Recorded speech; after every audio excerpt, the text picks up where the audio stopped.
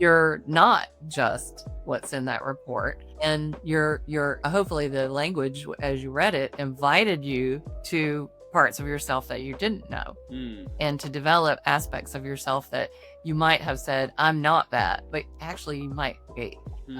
Like a lot of people will say, for example, I'm not creative. Well, everybody's creative. Everybody that has a brain is creative. Or I'm not detailed, or I'm not patient. Those are unfair judgments, actually. And it depends. If you're in your passion, you'll be patient about everything and you'll be detailed about everything. If you're not in your passion, you're somebody else's idea of what they want you to do. No, you're not going to be very patient or detailed about it. Hello, everyone, and welcome to the Business of Learning podcast. My guest here today is Pam Boney, who is the founder of Tilt 365. My name is Joao Camargo. I am your host. And Pam, thank you so much for being here today. I'm excited to have this conversation. Yeah, it's great to be here on a Friday. Thank you. 100%. Well, there's been a lot of new things happening with your business, but why don't we start off with you just telling everyone a little bit more about Tilt 365, what you guys are all about, who you help, and of course the news that you have. Yeah. So we're an assessment company. We do innovative assessments that are based on personality and character science. So basically, that your personality is only where you begin, and it's your character and intentional choices that shape your destiny. So that's really what we're about. We also do workshops, labs, and certifications for practitioners worldwide, both coaches and consultants and companies. Awesome. So you're mostly, just to clarify, working with those consultants, coaches, that type of avatar for the company. Is that correct? Yeah, and small to big companies, so we really do range. But we work directly with companies too who actually use our assessments in their leadership development programs and work directly with us some as well. Awesome. Very cool. And tell everyone a little bit about the platform as well that you guys just launched. Yeah, so we after the pandemic was over, we realized that people had a lot of cognitive overload and were really needing greater simplicity and just to be able to do things more fluidly, through virtual and hybrid teams. So we spent the last 3 years rebuilding all of our learning, simplifying everything, and actually doing some radical prioritization of products that are the most successful products and sunsetting some of the products that were declining or had a different competitive landscape that we didn't play in anymore. So we made some decisions and launched a brand new platform just 2 weeks ago that we've spent the last year building. So it's pretty exciting. It's on modern technology and very fast and speedy and secure. Lots of things that we've been wanting for a few years. Awesome. That's really amazing. And then a final note on this entire thing here. I would love to hear what kind of sparked this entire thing. What made you even want to start Tilt 365 and led to what it is now today? Yeah, so that's a long time ago. It was we've been in business for 15 years now. And previous to that, for 10 years, I was in graduate school for industrial organizational psychology after being an executive in the hospitality industry. So I really loved leadership development and I loved personality assessments for years, but I found that most of them were something that the majority of people wouldn't memorize 16 types or 34 strengths or so if you don't memorize something, you're probably not likely to apply it and use it very, very often. So I just thought there needs to be an innovation in the space that we're in, and had some ideas around leadership, character especially. And I spent a lot of years building this particular leadership model that is based on what I call the middle way, or Aristotle's golden mean. So that's been the effort of the science for about 35 years now. And the empirical side of the evidence, the quantitative side, since I finished my thesis in NC State 15 years ago. So Tilt's 15 years old once I finished my graduate studies. Awesome. Very, very cool. Thank you for sharing that. And I would love to dive straight into a question that I asked you when we first had our conversation, which is oftentimes I think so many people have done assessment tests and see what type of their personality is. And great, there's the results and it's like all the letters and all these amazing things. Yeah. And then what? people are often very lost with what to do with that information. And funny enough, you actually sent me a test to do as well from you guys, which I did. And a lot of it, I was like, wow, this is really resonating with who I am, things I do. A lot of it, I was like, oh, I'm not so certain about these things. So I'd love to hear from you. Where does that utility really get applied? Because the test is not about taking the test; it's about what you can do with the results to then improve the back end, right? So talk to me a little bit more about that as well, and how can people really start to leverage the assessments to improve what they do? Well, yeah, so I love your reaction to taking it because that's what I found as well on any assessment that we take. That really isn't all of who you are, Mhm. right? It's a snippet, it's a piece. So I always tell people when I'm coaching them, take every assessment you can get your hands on because you're going to learn something different about yourself with every single experience that you have, and they're low cost items, to invest in yourself. Um, so your reaction was, wow, some of this is like really me, and some of this is like, I don't know if that's me. One thing that makes us really different is I decided to go below the surface Mm. of what we like to call personality and really dig into what it is that actually makes you do what you do, Hmm. why you repeat these patterns. So sometimes people are surprised when they first read, like, "Oh, do I really do that?" Like it's a little more provocative, right? So there Mm. are more things like, what are your secret fears? And Uh-huh. some of the things that are a little less comfortable to read are Yeah, and I'll quickly interrupt you here. A lot of it was like, oh, I don't like this. I don't like reading it because of like it kind of. I don't know if it was because it revealed something that I wasn't that I didn't want to face, or if it was just like I didn't really resonate with that at all. Like I don't think this is me. So I guess it was like a mixture of both. So I would love to hear kind of your thoughts on that and how that usually goes. Yeah, so when you take an assessment, sometimes we answer questions according to how we wish we were or how we think we should be based on a particular context. Like a lot of times when people would take Myers-Briggs years ago, Sure. they'd say, "Should I take this from my work self or my home self?" And I'd be like, "Are you different?" We are. Yeah, of We are course. different. What you're doing all day is you're start tired of doing it, and when you get home, that's the last thing you wanna do. So, we're more complicated than one assessment can tell you. So, we created a platform where you can take it over and over. If you don't agree with your results, it's data in, data out. So, take it again and take it in a variety of different contexts, and So a different lens every time. yeah, yeah, and then examine yourself differently. We also the assessment you took is just it's called a forced choice. So it's forcing you to choose this or that. Yeah, And which as is you tough. yeah, in many cases you're like, well, it depends, right? Yeah, of course. On a context. Because what that tells me is that you're probably very agile, which is the goal actually of encountering the tilt model. Uh, Mhm. you're not just what's in that report, Yeah. and hopefully the language as you read it invited you to parts of yourself that you didn't know, Mm. and to develop aspects of yourself that you might have said, "I'm not that," but actually you might be. um, Mm. like a lot of people will say, for example, "I'm not creative." Well, everybody's creative. Everybody that has a brain is creative. Or Okay. "I'm not detailed," or "I'm not patient." Those are unfair judgments, Yeah. um, and it depends. If you're in your passion, you'll be patient about everything and you'll be detailed about everything. If you're not in your passion, you you're in somebody else's idea of what they want you to do. Mm. No, you're not going to be very patient or detailed about it. Mm. So, That's so interesting. yeah. Yeah.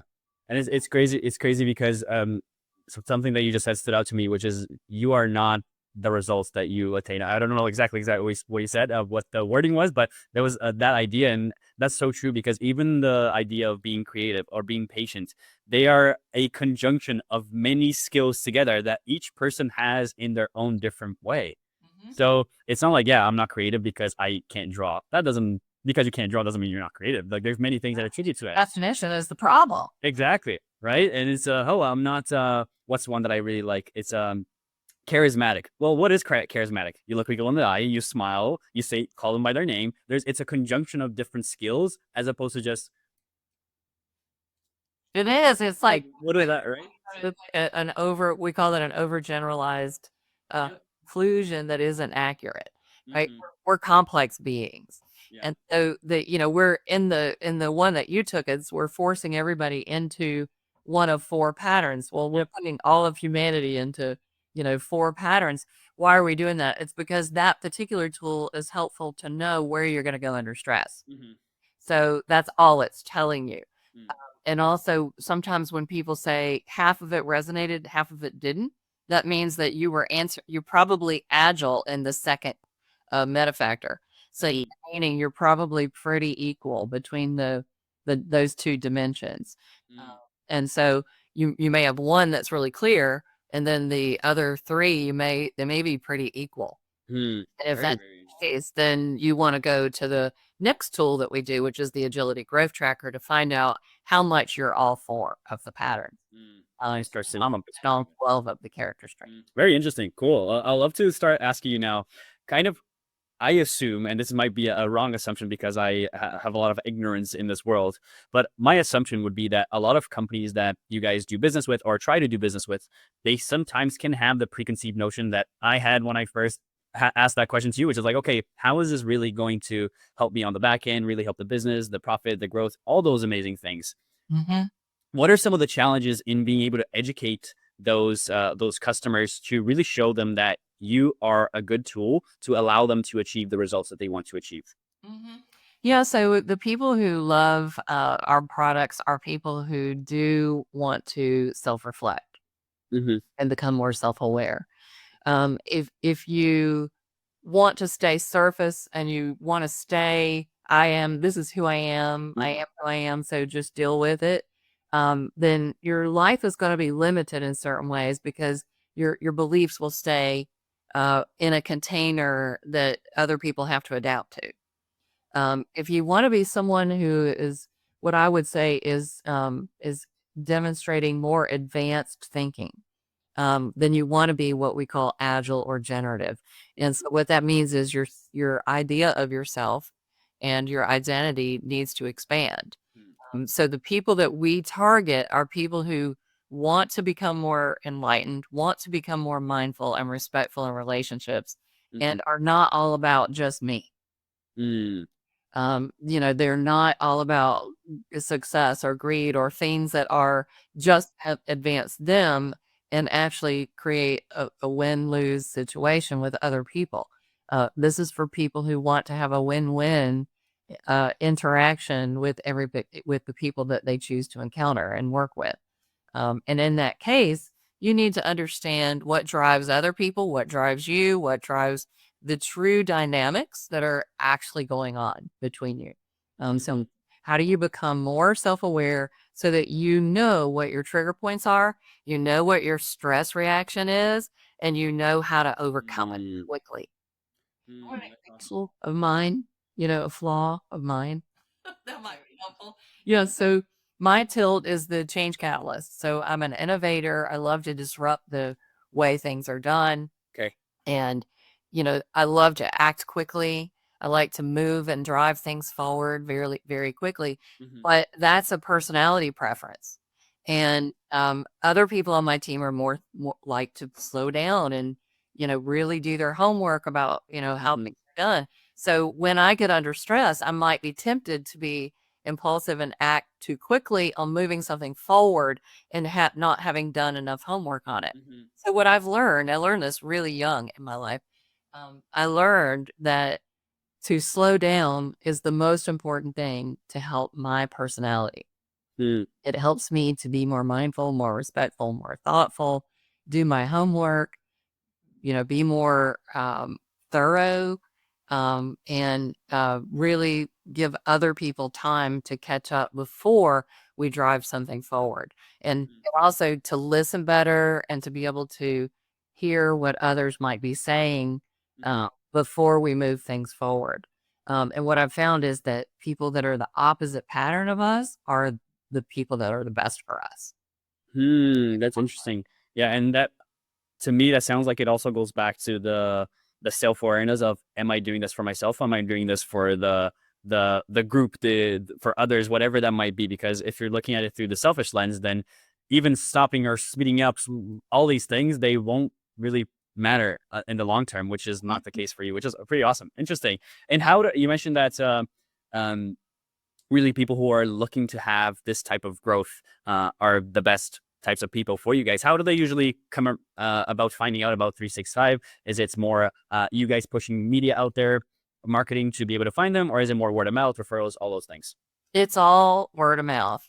Mm, And it's mostly through referrals and people who have encountered it and grown. mm, So you may have read some things, for example, in your report that changed your life.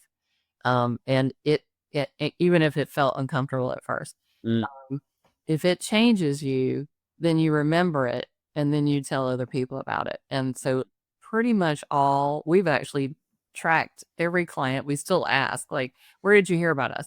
They all go back to our first two clients. We were with Facebook before they became Meta for mm, 5 years. And we did all their leadership development and worked with them for a mm, number of years when they had only 5 or 6 thousand employees. Same thing with Red Hat when they were under 10,000 employees. mm. So that was our East Coast and West Coast influence. And we have found that there's like 6 degrees of separation from every single one of our new customers comes from one of those two sources. So Mm. That is so interesting. I think it's so cool because that shows the power of something that people like. If they like something, they'll tell more people about it. But how powerful refer and word of mouth can be, because one tells two, two tells four, 8, 60. They're just like it's such a high leverage activity for companies. And it's interesting to hear. It's interesting to hear that that's been. Actually, this might be wrong, so correct me here. But that's been the only source of business, or is there anything else that you guys do at all?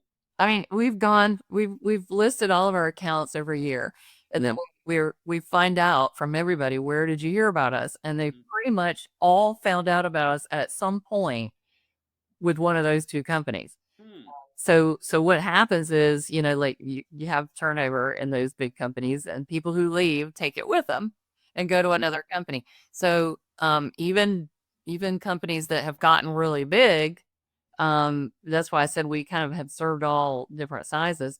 Even companies that get really big have a lot of exposure in those leadership programs, and people learn and grow and change, and mhm. then they leave and go to another company. So our diverse, group of clients actually all have been traced back. Oh, that's interesting. So you guys don't do any sort of like marketing digitally or manually in any way at all? We're pretty lazy about doing social media. We're not really big on that. We probably should be, but we're not big fans of spending a lot of time on that. So Mm, we're B2B, so we're mostly working through our practitioners who are doing the work in organizations. It's usually when you're doing leadership development or people development, you hire a consultant that you trust, and then they tell you you should use this, mm, and that's where it all starts. So we focus more of our time on supporting the community of practitioners that mhm. and educating them so that when they are there, they can really help people. That's interesting, and I love to hear your perspective on this because after having I don't even know like 250 conversations, that was kind of crazy to say it out loud. Um, some of the patterns that I see that happen oftentimes in so many companies is that so many of them can also be in the same boat where the majority of business comes from word of mouth and referrals, but they see it in a little bit of a different lens. They see it as, hey, we actually rely on this and aren't able to crack these other things to allow the business to grow, so that there's multiple sources of just traffic coming through. How do you feel about that as well for you guys? Is that kind of the same lens that you view that? Yeah, I think it's people who share ideas. Mm, And so that's why referral is probably the best and easiest way to acquire new customers. of course, yeah. Right. Like more level of trust as well. Yeah, it's like it becomes if you get people to tell other people, then it becomes so easy. The reason why I brought that up is because so many businesses they aren't really good at operationalizing referrals and word of mouth. So then they are just relying on it, like, hey, hopefully next month is going to be good, as opposed to having like a strategy with referrals and other things. So yeah, I love your thoughts on how you guys are thinking about that, or how you're navigating that as well. Yeah, I think that's a really good point. It's interesting. You've talked to a lot of businesses, so I think it's interesting what you've discovered. That's research, so Yeah. something that you may have some thoughts for us, on how we could be better. But I guess I think yes, we do all those things. We do social Mm, media, like we do mostly LinkedIn. But I would say the large majority of people that are on social media are consuming it, and yes, there definitely is influence, and I think it's interacting like we're interacting today. Podcasts are much more effective because you're listening to a real person saying real things. You won't know on social media anymore. I know a lot about the algorithms and how they're only feeding you information that increases extreme bias. And so over time, I have relied less and less on mm, consuming information on social media for that reason, because I think what it does is it gets you upset, it gets you more extreme, it makes you less agile, it makes mm, you less open to other perspectives, and also the news media is the same way. They're here to make money, and people on social media are there to make money. And if their focus is on that, they're going to feed you extreme information, and because that gets eyeballs. So that can kind of take away from your choosing intentional behavior. mm. So that's why we have relied less and less on social media. We've also worked with social media. We worked early partners with Facebook. Yeah. They've changed over the years. Um, we have seen that extremes are the biggest problem in the world today. They're creating divisiveness and polarization, and that's the biggest Mm. problem we have in our world right now. Ooh, interesting. Interesting views there, huh? Cool stuff. I have two final questions here for you, Pam. One is a question that I've been asking almost everybody on the podcast, so it's become kind of like a frame. So I will start with that one, which is, let's say you had a magic wand and you could just wave this amazing wand and just solve one thing in the business. There's oftentimes a million priorities that we have, but just one thing, a challenge, an obstacle, whatever it might be. And if you solve this thing, all your growth goals, the targets, the revenue, whatever it might be the goals that you have, they happen just like that. What's the one thing that you would like to solve? Well, okay, so that you asked me a very important question, and I'm going to position it differently than the way you asked. Okay. Um, the biggest problem I see in any business and in the world is divisiveness and polarization, increased polarization. Um, the solution to it is intentional choice of character, and choosing to do the right thing no matter what. And the more extremes there are, the more fear is underpinning it. Mm, So the biggest problem I see in the world is fear-based behavior, um, mm, and extremes that cause us to divide instead of see each other as all valuable. For mm, example, we see it in the U.S. here with the political system, and the truth is that all of us are American citizens. We all need each other. mm, And the more we feed these extremes and differences, the less we are going to see each other as Americans, mm, people who need each other. So that is the biggest problem in the world. One time I had a group of practitioners ask me, like, why does character matter? Like, why does that even matter? And I finally just said, okay, let's do an exercise. And I said, the first thing I want to ask you is to list all the problems you've ever had in your life. mm, And they listed them and we collected it. And I said, now, what are all the problems you've ever had at work? Let's list those. Now, what are all of the problems you see in the world? mm, And let's look at all of these lists of problems that you see and tell me where one of them doesn't relate to character in some way. mm, They all do. So even something as big as climate change, for example, if all of us would choose to do the right thing as we interact with our environment, then we wouldn't have that big complex problem to deal with, mm, especially for the next generation. mm, So these are this is the most important thing that we all need to know, is that it's not okay to just show up and be your personality or just show up and be what you want and claim what you want and just focus on the wrong things. Like the right thing to focus on is how to be a respectful human being in this world and how to interact intentionally and leave a good legacy behind you and around you. So Awesome. to me, that's what's the biggest thing that I focus on in our business. Sure, we have little, problems here and there. Like the biggest challenge to me is marketing. Mm, How can you do authentic marketing and attract the right people that care about people? mm, That's the thing that I think about. That's what keeps mm. me up at night. Awesome. I love that answer. Thank you for answering it in your own way. I like that. And I have one final question here for you. I know we're just about in our time that we had scheduled. But this question is actually not from me. It's a question from our last guest to you, and they had no idea who you were. And it also has a little bit of a pre-frame, which I will have to ask you now. And before I ask that question, is there a goal to exit the business at some point for you, or no? Hmm. Well, yes, I'm 67 years old this All year. right, pause right there. Pause right there. So here's the question. Here's the question. Here's a question that they asked. So that was the preface to it. At what valuation would you be open to exiting the business, making sure that you're not seen as overvalued, but also not underselling yourself? Well, I'm not going to give you a number. Of course, yeah, you don't have to do like, hey, this specific, but like, hey, if I get this announced, then I'd be happy. Yeah.